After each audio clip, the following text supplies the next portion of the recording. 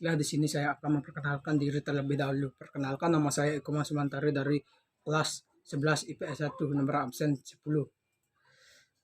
Baiklah, di sini saya akan memilih topik yang ketiga, yaitu anggaran pilkada membangkok akibat pandemi COVID-19.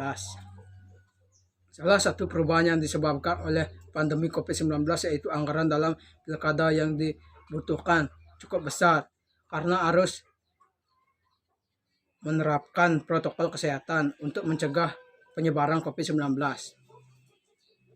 Hal itu merupakan kesadaran kolektif lembaga sebagai bentuk kepedulian terhadap situasi pandemi COVID-19.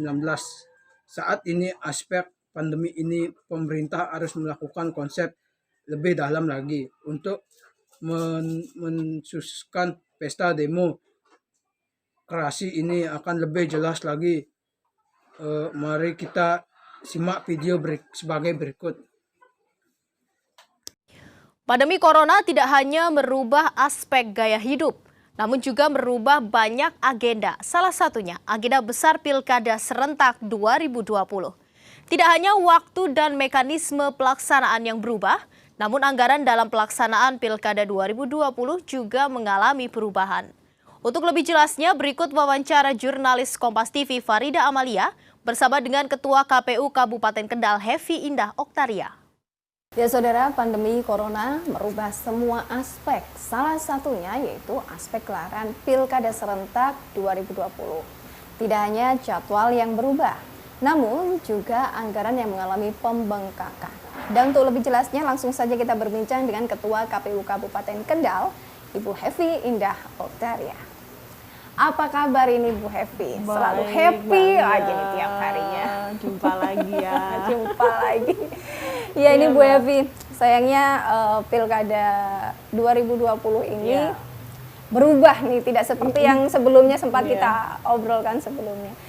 Selain berubah jadwalnya yang tadinya September, 23 September sekarang menjadi 9 Desember. Tentunya tahapannya juga waktunya ini sudah bergeser. Nah, yang menjadi pertanyaan saya ini anggarannya membengkaknya seberapa sih? Kan kemarin-kemarin juga ada di berita disampaikan bahwa anggaran dari KPU Kabupaten Kendal mengalami pembengkakan hingga 9,7 miliar. Wow. Dari yang sebelumnya 35,9 miliar. Cukup banyak sekali. Ya. Ini bagaimana ini Bu Evi? Iya Mbak Lia, memang sih ya karena ini dampak pandemi Corona, COVID-19 itu memang membuat kita harus menyesuaikan kan begitu. Jadi tahap awal pertama yang dilakukan oleh KPU RI waktu itu menginstruksikan hasil rapat dengan pendapat dengan DPR RI waktu itu. Memutuskan 9 Desember dilaksanakan dengan syarat bahwa ada pengurangan pemilih di tiap TPS. Pengurangan pemilih. Oh, berarti yang harusnya TPS kuotanya. Ya, maksimal awalnya kan 800 ini. 800 pemilih kemudian disepakati untuk dikurangi menjadi 500 pemilih.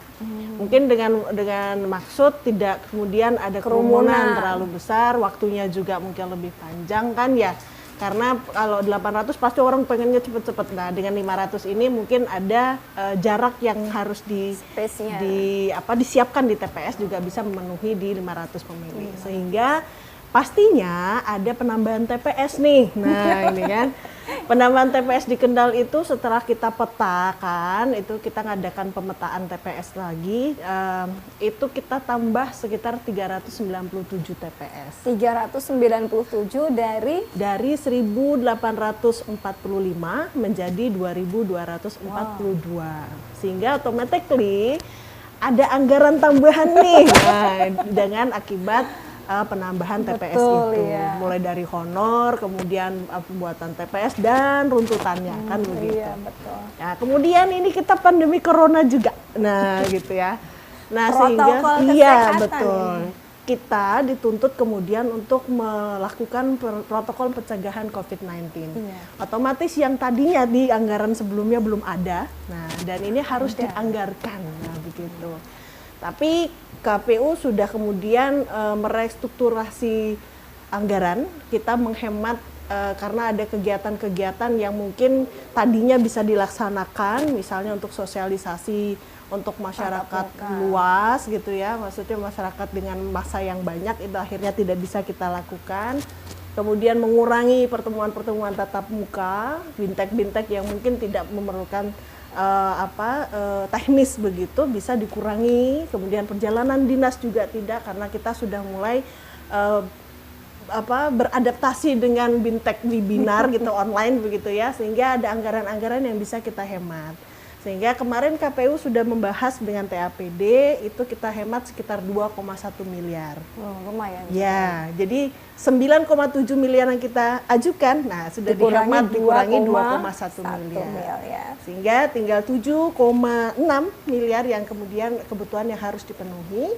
Kemudian waktu kemarin tanggal 7 Juni kita juga sudah bahas dengan TAPD, Pemda menyanggupi untuk menambah anggaran untuk keseluruhan anggaran tambahan TPS dan protokol COVID di angka 3,9 miliar.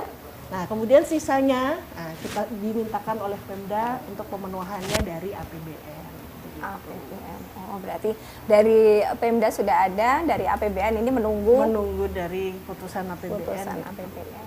Setidaknya dengan anggaran 7 sekian itu masyarakat sudah ibaratnya untuk protokol kesehatan sudah aman gitu ya Bu.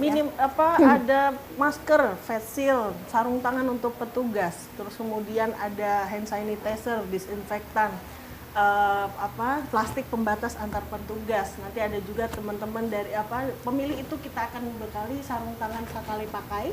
Jadi ketika masuk sudah di TPS sudah steril dengan tangannya itu. Nah, kami berharap kemudian ini para pemilih juga kemudian sadar diri sudah ya, ini karena sudah coronanya sudah jadi biasa gitu ya. Jadi masker itu juga harus dipakai di setiap saat. Nah, karena kalau terjadi kerumunan di TPS itu kan tidak bisa jaga jarak berjauhan. Kita akan atur Mbak. Jadi memang TPS nanti diperbesar. Kemudian jarak kursi antar di dalam ruang tunggu itu antar pemilih nanti akan ada jarak 1 meter. Antrian juga di luar akan kita kasih jarak. Nah, itu nanti akan kerjasama. Bagaimana kemudian nanti ini bintek kepada teman-teman KPPS untuk bisa juga tidak hanya kemudian melaksanakan tugas sebagai KPPS, tapi juga menjaga protokol COVID di TPS. Gitu.